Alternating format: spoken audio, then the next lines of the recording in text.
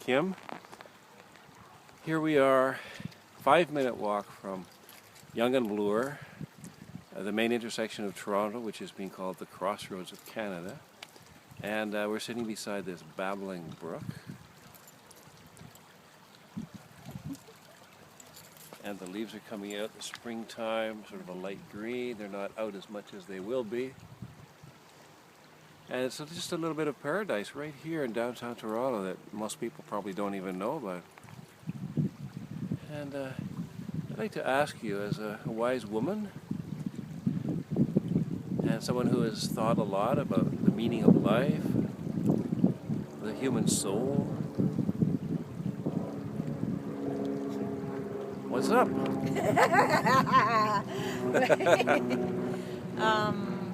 Can you be a little more specific? What's up with all this beauty? Well, what's happening? Wonderfulness? What do you think? What do you figure? What's happening right now on the planet?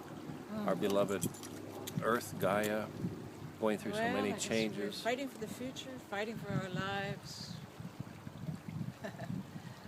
or sleeping through the fight, perhaps, and not even aware that there's anything to do but make money and get ahead. But those who are aware are feeling some urgency, I think. And there's many wonderful people working for wonderful principles and causes of justice. You give me a little bumpy here, the stones. A lot of people, a lot of well-intentioned people. Too there's many young people that are giving me hope, because even though they're, so maybe some of the young people are lost, so are the rest of us, but many are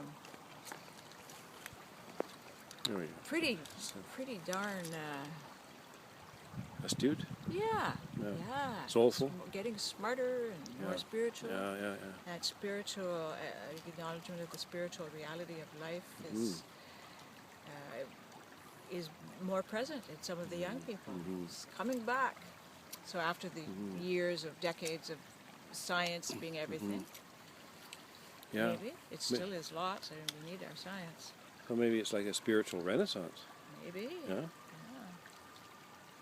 Maybe a little bit like the 60s, which both you and I knew, but in an even more grounded way now, perhaps, a more scientific relate, bringing all the levels of human endeavor together. Yeah, a little less naive, perhaps. More heartfully cynical. Cynically heartfelt. And do you have a sense of, what part you are playing or would like to contribute to this process, this new paradigm, I suppose we could call it? Well, we can work with people singly or in groups in terms of deepening their connection with the spiritual reality, wherever they're starting from, which could be, I've never even thought about it. It's what many people say. And yet that longing is there. Doesn't take much to uncover the longing, because that's just who we are. Longing to connect. The longing to connect with the spiritual reality that is life. So when you hear the phrase authentic dialogue and apply it to the conversation that we might have with our soul, our own higher self, or with the source, the divine, what comes up for you when you think of that as a dialogue or conversation?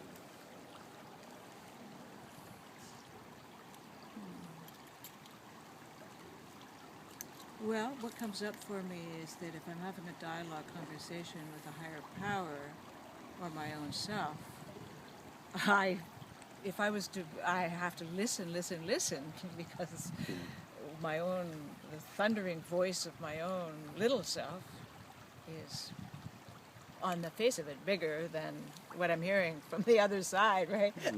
So if in our actual dialogue with other people and resolving conflicts and all of the problems in the world, we were listening to that extent that we listen to if we're trying to hear our inner voice or our intuitive self or God or higher power,